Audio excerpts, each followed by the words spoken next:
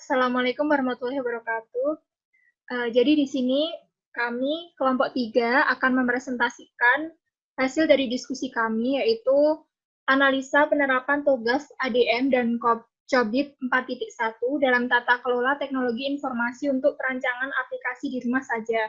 Nah, di sini kami yang beranggotakan Isnaini Nurul Kurniasari, kemudian ada teman saya Rizky Aswinarni, dan teman saya Zahrul Zizki Dinanto, serta Yudhistiro Adi Nugroho.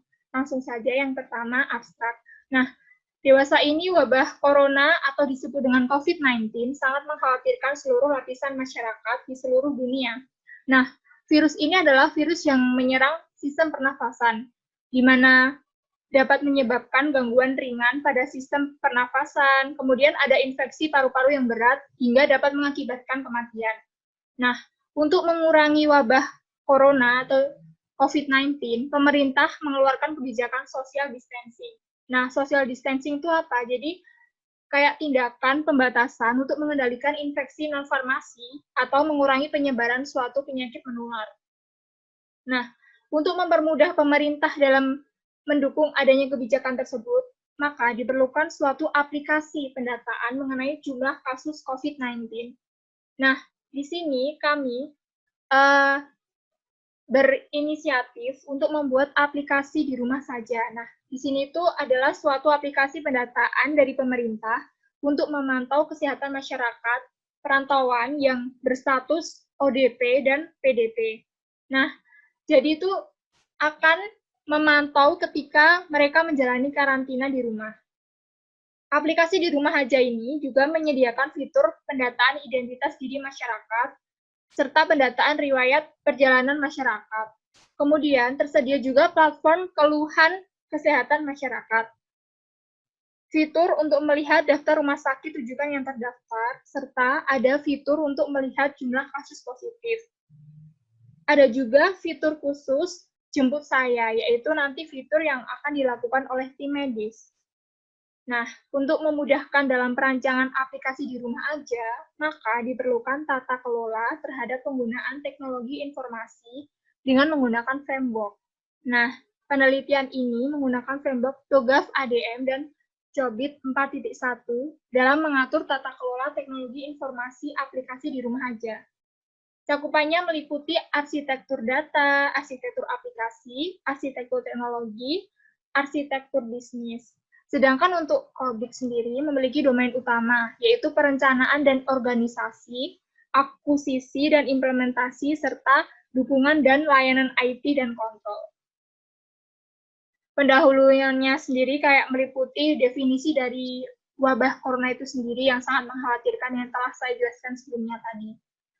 Kemudian, untuk itu maka diperlukan suatu aplikasi yang namanya aplikasi di rumah aja, yang seperti sudah saya jelaskan tadi. Kemudian terdapat fiturnya juga, serta adanya cakupan pembahasan mengenai TOGAF, seperti ini. Kemudian, maka dari itu, penelitian ini mengambil topik analisa penerapan TOGAF ADM dan COBIT dalam tata kelola teknologi informasi untuk perancangan aplikasi di rumah aja. Kemudian untuk tinjauan pustaka, kami mengambil yaitu definisi dari tata kelola teknologi informasi, di mana TKTI sendiri adalah proses yang digunakan untuk memantau dan mengendalikan keputusan kapabilitas teknologi informasi yang nantinya untuk memastikan pengiriman nilai kepada pemangku kepentingan utama dalam suatu organisasi. Nah, kemudian didefinisikan juga TOGAF itu sendiri suatu framework berarsitektur enterprise yang telah dijelaskan seperti ini. Kemudian cakupannya sudah saya jelaskan. Kemudian ada juga definisi dari framework COBIT itu sendiri. Serta ada juga cakupan dari COBIT itu sendiri, yaitu domainnya seperti yang saya jelaskan sebelumnya tadi. Kemudian di dalam TOGAF ADM itu sendiri memberikan metode yang detail bagaimana cara untuk membangun dan mengelola serta mengimplementasikan arsitektur enterprise dan sistem informasi atau disebut dengan ADM. Kemudian dari COBIT itu sendiri adalah sekumpulan dari dokumentasi best practice untuk IT governance yang dapat membantu auditor, pengguna, dan manajemen untuk menjembatani gap antara risiko bisnis, kebutuhan kontrol, dan masalah-masalah teknis IT. Nah, tujuan dari COVID itu sendiri diharapkan dapat membantu untuk menemukan berbagai macam kebutuhan manajemen yang berkaitan dengan TI dan mengoptimalkan investasi TI. Nah, untuk metodologi penelitian, di sini terdapat proses bisnis aplikasi di rumah aja.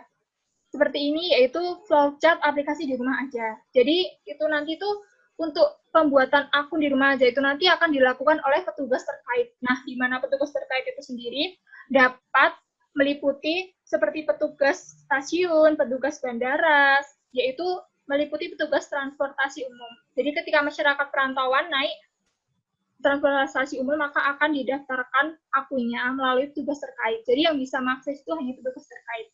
Kemudian, jika masyarakat perantauan itu menggunakan kendaraan pribadi, maka dapat dilakukan di wilayah setempat, seperti di kelurahan, itu yang dinamakan dengan petugas terkait. Kemudian, setelah itu masyarakat ODP dan PDB dapat login aplikasinya. Dan kemudian akan ditampilkan rumah sakit rujukan, jumlah positif, yang berstatus masyarakat sebagai ODP dan PDB. Kemudian, nanti ketika hari ke-15, apakah sudah hari ke-15 sih? Jika misalnya iya, maka tidak usah untuk menginput kondisi per hari. Kemudian akan ditanyakan juga kondisinya. Jika kondisinya baik, maka akan ditampilkan tampilan rumah sakit rujukan saja. Jadi tidak perlu untuk menginputkan kondisi setelahnya. Nah, jika kondisinya memburuk, maka akan dilakukan oleh pengecekan di rumah, yaitu dilakukan oleh tenaga medis. Kemudian, di hari ke-14, itu akan dilakukan rapid test banyak 2 kali. Di mana nanti hasilnya, jika hasilnya negatif, maka hasilnya negatif corona, maka dinyatakan sembuh. Kemudian, jika hasilnya positif, maka akan dilakukan tindakan oleh tenaga medis itu sendiri.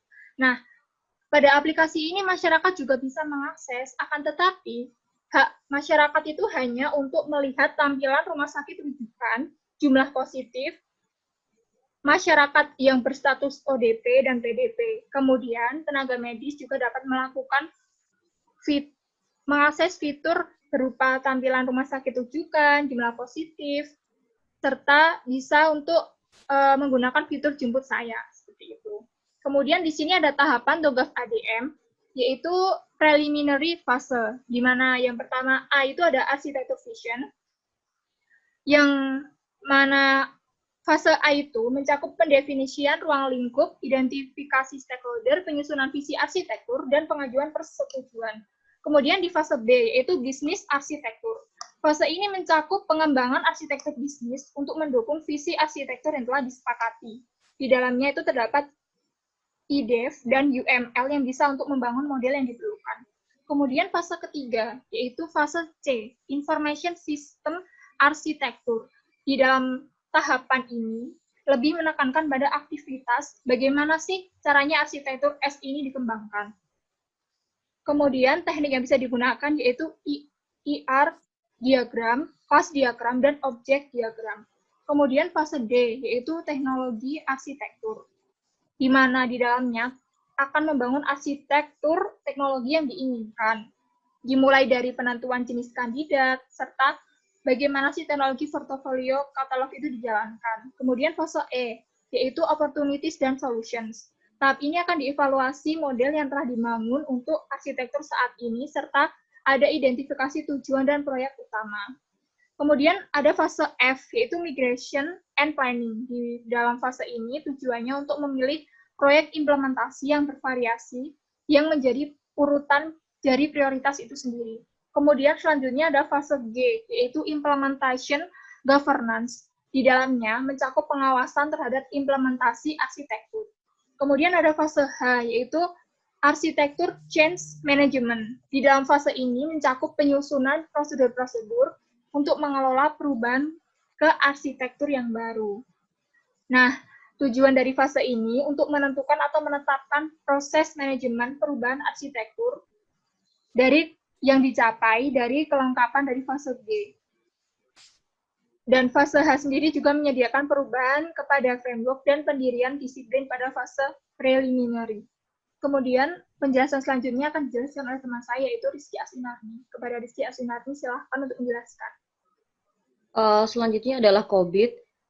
Nah, dalam memudahkan pemerintah untuk mendukung kebijakan social distancing dan mempermudah pemerintah dalam melakukan pendataan masyarakat pendatang atau perantau yang berstatus ODP dan PDP, maka dilakukan suatu aplikasi pendataan atau pemantauan dari pemerintah kepada masyarakat perantauan selama menjalani masa karantina di rumah. Nah, untuk merancang aplikasi ini, itu dibutuhkan suatu framework. Salah satunya itu framework COVID. Nah, framework COVID itu merupakan sebuah kerangka framework yang dibuat oleh IT Governance Institute yang berlokasi di Amerika. Nah, domain utama dari COVID dalam pembuatan aplikasi di rumah aja itu meliputi yang pertama ada domain, plan, dan organize. Nah, itu meliputi PO1, PO3, PO5, PO8, PO10.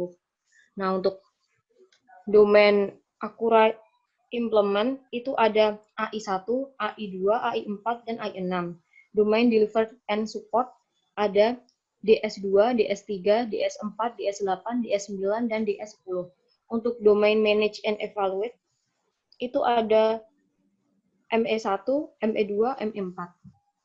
Selanjutnya untuk hasil analisa penelitian, nah di sini diperlihatkan ada gambar lingkup organisasi yang terkena dampak. Nah, ini menyajikan elemen-elemen organisasi perusahaan yang dipengaruhi oleh pekerja arsitektur. Terus selanjutnya untuk keterangannya. Nah, untuk organization unit itu aplikasi di rumah aja. Nah, ada masyarakat perantauan ODP dan masyarakat PDP. Untuk level impact-nya ada core impact unit. Nah, untuk core impact unit adalah itu level naik untuk core impact unit. Itu adalah lingkup yang paling terpengaruh dan mencapai nilai paling banyak dari pekerjaan. Nah, untuk description-nya, itu masyarakat perantauan yang berstatus ODP dan PDP dapat melakukan pendataan secara mandiri atau berkelompok. Terus selanjutnya admin, untuk levelnya juga core, impacted unit, itu sama.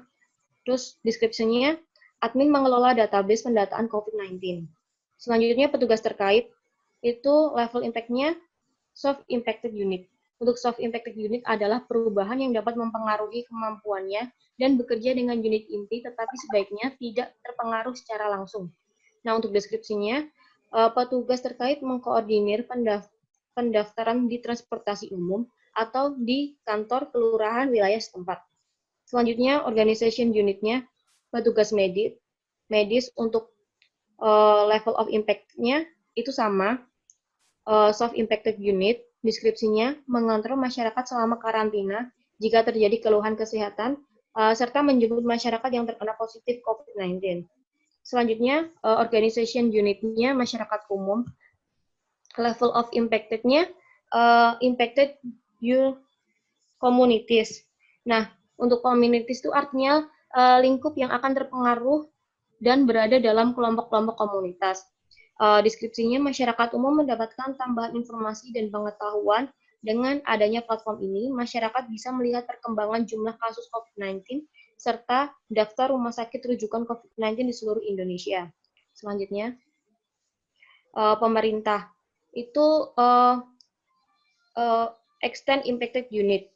Terus pemerintah, deskripsinya pemerintah menyelenggarakan kegiatan pendataan masyarakat bawah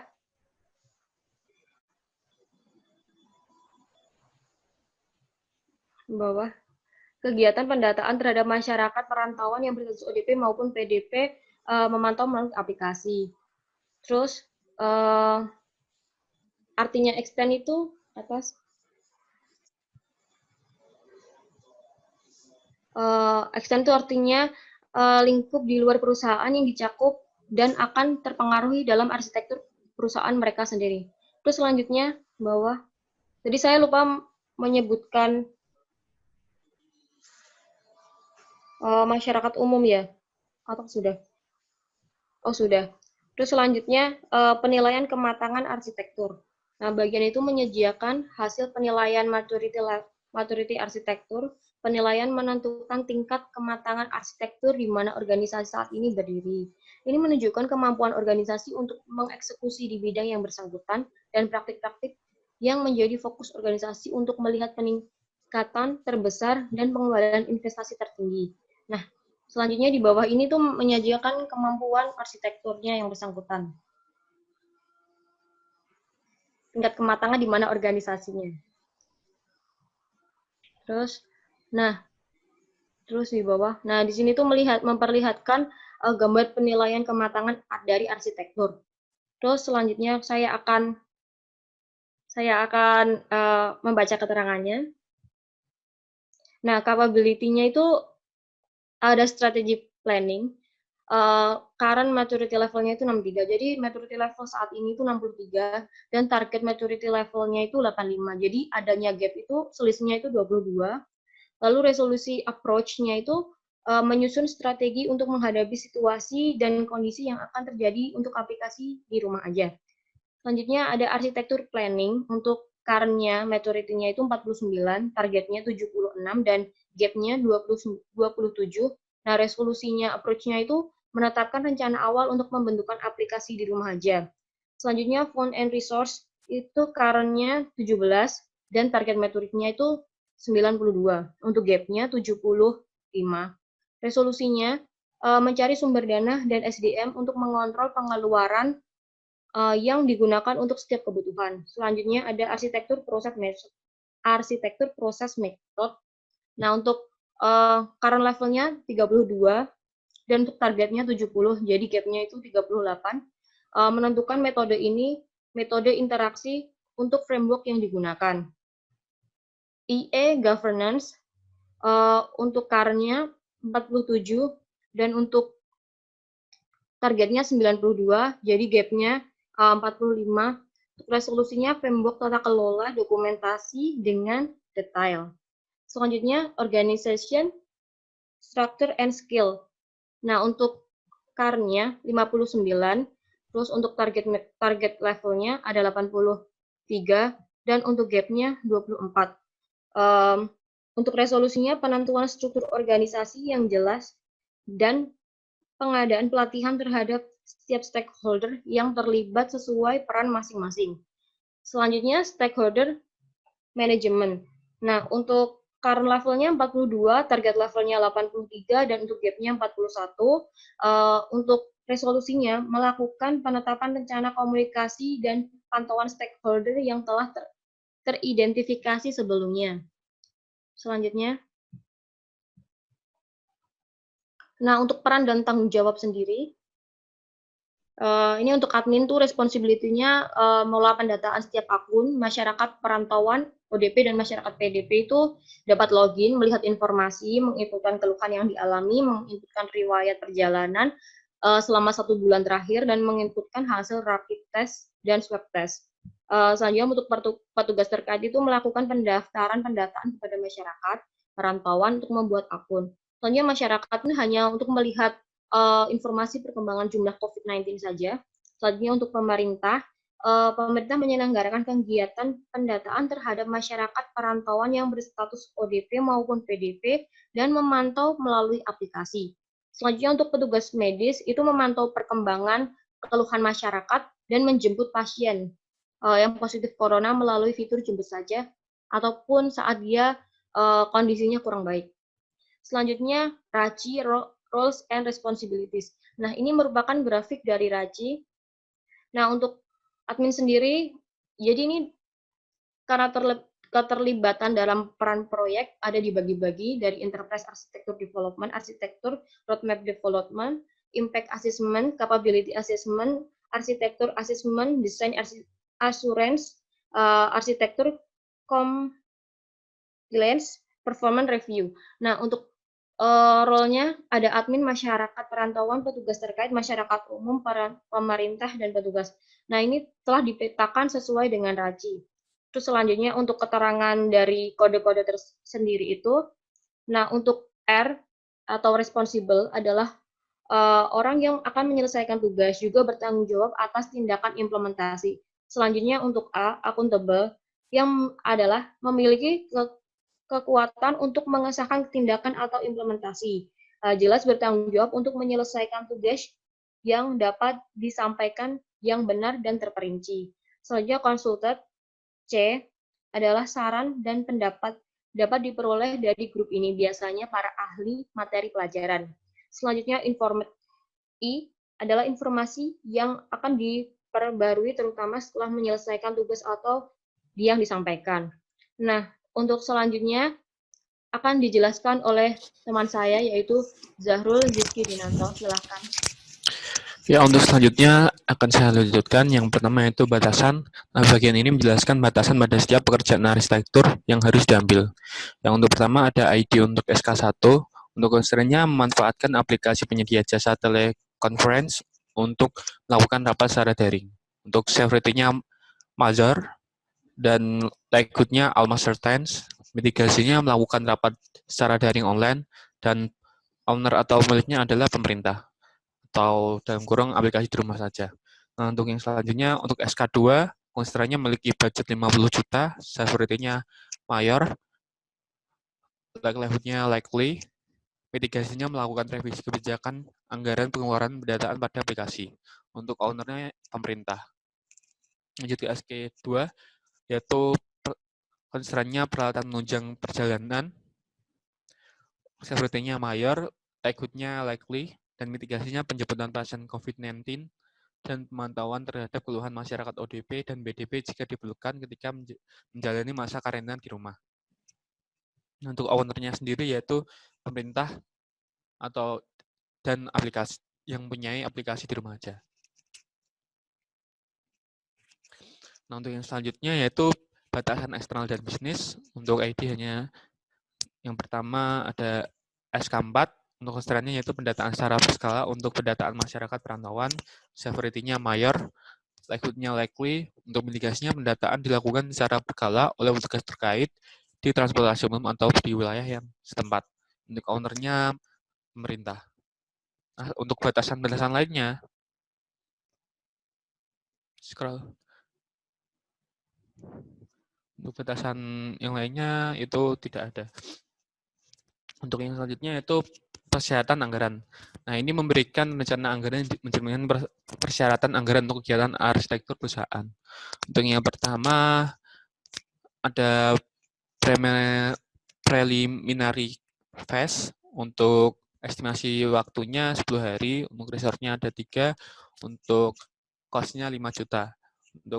Lalu ada fase A dengan estimasi pengerjaan 15 hari dengan resource-nya 3 dengan cost 4,5 juta. Lalu ada fase B dengan estimasi waktu 7 hari dengan resource 3 dan juga dengan cost 4.100.000. Untuk fase C ada working day-nya 10 hari, resource-nya 3 dan cost-nya 6 juta. Untuk fase D ada 8 estimasi waktu, lalu resource estimasinya 3 dan juga cost-nya 8,5 juta. Lalu dan seterusnya, ini adalah tabel untuk dari primary phase sampai fase H. Lanjut untuk selanjutnya yaitu tata kelola dan strategi dukungan. Pada bagian ini menjelaskan kerangka tata kelola arsitektur terlibat dalam mengelola perubahan organisasi yang diperlukan untuk mengadopsi kerangka kerja arsitektur baru. Untuk struktur keuangan, yaitu organisasi ini adalah gambar menyoroti elemen struktural utama yang diperlukan untuk inisiatif dan tata kelola arsitektur.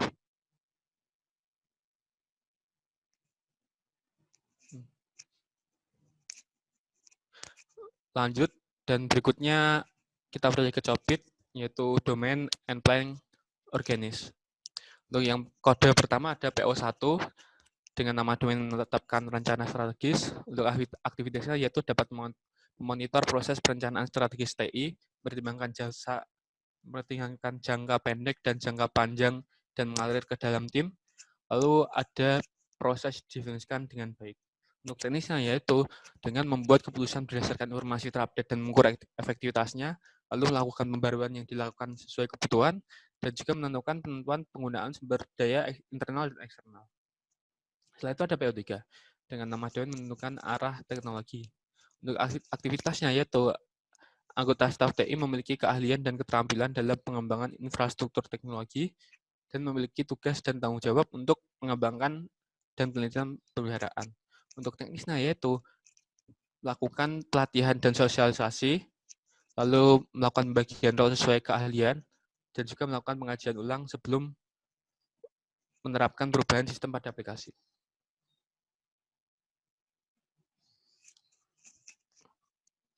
Oh ya, untuk tadi yang aktivitas masih ada satu, yaitu mengembangkan rencana infrastruktur teknologi sesuai dengan perubahan yang ada. Lalu kita lanjut ke PO5, yaitu dengan nama domainnya mengelola investasi teknologi informasi, yaitu untuk melakukan tanggung jawab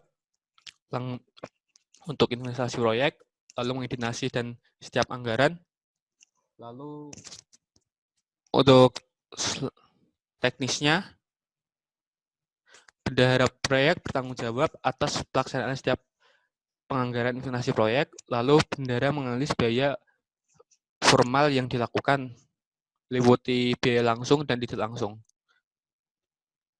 Lalu selanjutnya itu PO10, untuk nama domainnya yaitu manajemen proyek. Untuk aktivitasnya yaitu manajemen proyek diukur dan dievaluasi di seluruh organisasi, lalu meningkatkan proses manajemen proyek, melakukan pelatihan, lalu manajemen melakukan implementasi, dan juga menetapkan kriteria tertentu untuk mengevaluasi keberhasilan pada setiap visi misi yang telah ditetapkan. Nah, untuk teknisnya, yaitu mengadakan rapat secara daring setiap minggu untuk dievaluasi, lalu melakukan diskusi dan pelatihan secara daring, lalu pelatihan dilakukan minimal 1 bulan sekali secara daring, lalu melakukan pembagian sesuai dengan peran atau role, tanggung jawab dan kriteria anggota staf, lalu menetapkan skala nilai tertentu dan risiko untuk setiap kriteria keberhasilan penyelesaian proyek.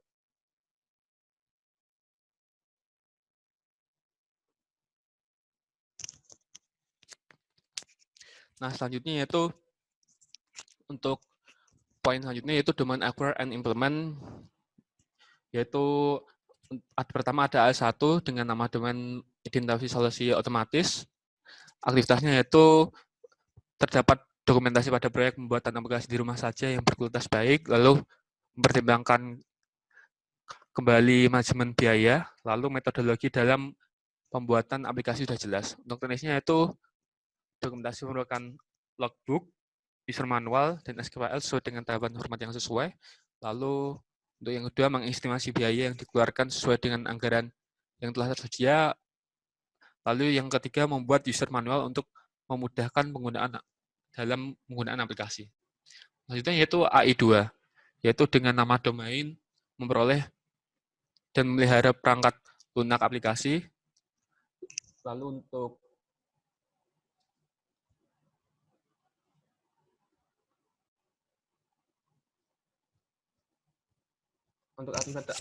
aktivitasnya yaitu adanya mekanisme persetujuan terdokumentasi dan disepakati. Lalu yang kedua, praktik berjalan sesuai lancar dan sesuai dengan prosedur SOP yang ditetapkan. Lalu untuk teknisnya yaitu memastikan mekanisme dijalankan sesuai dengan prosedur dan dokumentasi yang telah disetujui. Lalu mantau setiap kegiatan di lapangan agar sesuai dengan prosedur SOP. Selanjutnya ada AI4, yaitu dengan nama domain mengaktifkan operasi dan penggunaan. Lalu untuk aktivitasnya adanya kerangka kerja yang jelas, memastikan kepatuhan terhadap standar untuk semua proses, lalu adanya pengembangan prosedur yang terintegrasi. Nah, sedangkan untuk teknisnya itu memelihara prosedur dan memberikan materi pelatihan untuk mendukung manajemen TI, lalu mengawasi dan mengontrol untuk setiap kegiatan proyek agar sesuai dengan standar dengan mencantumkan bukti berupa dokumen yang jelas, lalu melakukan pengembangan sistem aplikasi yang jelas untuk memvalidasi secara konsistensi dan akses pengguna. Selanjutnya ada AI6, yaitu dengan nama domain mengelola perubahan, lalu untuk aktivitasnya jika terdapat suatu perubahan dengan aplikasi, maka dibuat dengan baik dan diikuti secara konsisten untuk semua perubahan. Lalu selanjutnya itu proses pembuatan aplikasi di rumah saja sudah efisien dan efektif. Lalu yang ketiga terdapat proses persetujuan perubahan untuk aplikasi di rumah saja. Lalu yang keempat terdapat proses secara konsisten untuk memantau kualitas dan kinerja pada perubahan aplikasi. Lalu untuk teknisnya terdapat peer review berupa catatan histori yang mudah dipahami terhadap setiap perubahan yang ada. Lalu adanya testing, lalu melakukan rapat persetujuan, lalu yang terakhir melakukan controlling secara berkala untuk memantau kualitas dan kinerja pada beban aplikasi. Lalu lanjut ke berikutnya. Lalu ada AI7. Untuk AI7 ini untuk nama domainnya yaitu install akreditasi, perubahan. Lalu untuk aktivitasnya mengadakan evaluasi sesuai dengan standar dan terukur dalam pengembangan aplikasi. Lalu untuk teknisnya yaitu brainstorming, planning, eksekusi minggu yang telah disepakati sesuai dengan manajemen waktu dengan penilaian kriteria tertentu. Ya, untuk domain utama selanjutnya yang dipakai pada aplikasi di Komaja dengan menggunakan framework COBIT itu ya adalah domain delivered and support. Untuk menjelaskannya akan saya bacakan satu aktivitas dan satu teknis pada setiap domainnya. Yang pertama itu ada DS2, yaitu mengelola layanan pihak ketiga. Dengan aktivitasnya itu tujuan dan sasaran telah disepakati, dan teknisnya itu controlling atau pengawasan terhadap pengguna. Dan kode domain selanjutnya itu DS3, di mana mengelola kinerja dan kapasitas. Dengan aktivitas menyediakan informasi pendataan COVID-19 dan melakukan pendataan dan memberikan statistik data secara akurat. Yang selanjutnya itu ada DS4, memastikan layanan berkelanjutan, di mana aktivitasnya itu ada menegakkan tanggung jawab dalam mempertahankan rencana layanan berkelanjutan pada aplikasi di Komaja, dan teknisnya itu melaksanakan kewajiban sesuai dengan rencana yang telah ditetapkan. Bawah. Domain selanjutnya itu ada DS8, mengelola service desk. Dengan aktivitasnya itu tanggung jawab terhadap layanan kepuasan untuk penggunaan jelas dan efektivitasnya dapat dipantau pada aplikasi di Komaja. Dengan teknisnya itu melaksanakan kewajiban sesuai dengan rencana yang telah ditetapkan. Untuk domain selanjutnya itu adalah DS9, yaitu mengelola konfigurasi, di mana aktivitas yang dapat dilakukan itu memenuhi kebutuhan dalam mengelola dan mengembangkan konfigurasi dengan melakukan teknis seperti melaksanakan proyek sesuai dengan SOP yang telah ditetapkan. Domain selanjutnya itu ada DS10, yaitu mengelola masalah. Aktivitasnya itu berupa proses untuk manajemen masalah dipahami semua tingkat organisasi, dan teknisnya itu membuat fitur aplikasi yang mudah dipahami oleh masyarakat. Dan domain yang digunakan selanjutnya itu adalah domain manage and evaluate. Di sini kode domainnya itu ada ME1, yaitu memantau dan mengevaluasi kinerja TI dengan aktivitas pelaporan hasil pemantauan distandarisasi, dinormalisasi, dan dilaksanakan secara formal. Teknis yang dapat digunakan itu membuat SOP untuk pelaporan hasil controlling di lapangan. Selanjutnya itu ada ME2, yaitu memonitor dan mengevaluasi kontrol internal. Aktivitasnya itu berupa pengukuran fungsi TI selaras dengan tujuan organisasi. Dengan teknis yang dapat dilakukan itu adalah melakukan implementasi terhadap visi dan pembuatan aplikasi. Selanjutnya itu ada ME4, yaitu memberikan tata kelola TI. Aktivitas yang dapat dilakukan itu memberikan pemahaman penuh tentang masalah tata kelola TI di semua tingkatan, dan teknisnya itu dapat dilakukan berupa pelatihan dan sosialisasi dilakukan untuk setiap anggota staf tim agar bekerja dengan efektif. Nah, kesimpulan dan saran yang dapat kita dapat itu adalah TOGAF itu digunakan untuk melaksanakan perencanaan arsitektur informasi, dan sedangkan COBIT digunakan untuk mendukung dalam menerapkan standar sebagai kerangka dasar dalam penetapan penggunaan teknologi informasi. Nah, perancangan aplikasi dengan mengkombinasikan framework TOGAF ADM dan juga COBIT menghasilkan model arsitektur IT dan perancangan tata kelola TI yang selanjutnya akan dijadikan pedoman untuk pengimplementasian aplikasi di rumah aja. Nah, sehingga dengan perpaduan dua framework yaitu COBIT dan TOGAF ADM ini akan membuat rancangan aplikasi di rumah saja lebih mature atau dapat memenuhi pencapaian target maturity levelnya. Nah, saran yang dapat kita saranin itu adalah pada proyek yang akan datang, sebaiknya dapat mengkombinasikan dengan framework-framework lain untuk mendapatkan hasil yang lebih maksimal. Dan yang kedua itu, pada penelitian ini, analisis rancangan IS atau IT tidak mendetil dan bersifat konseptual. Untuk sampai tahap implementasi arsitektur enterprise, aplikasi dirancang lebih detail dan sesuai dengan kebutuhan bisnis proyeknya. Bagian daftar pustaka ini yang kita gunakan itu ada 7 referensi yang dapat kita gunakan. Dan mungkin itu saya kembalikan kepada teman saya, Isna ini.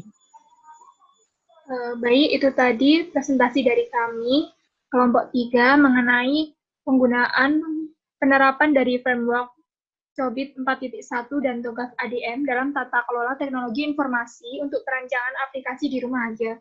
Sekian dari kami, apabila ada salah, mohon dimaafkan. Assalamualaikum warahmatullahi wabarakatuh.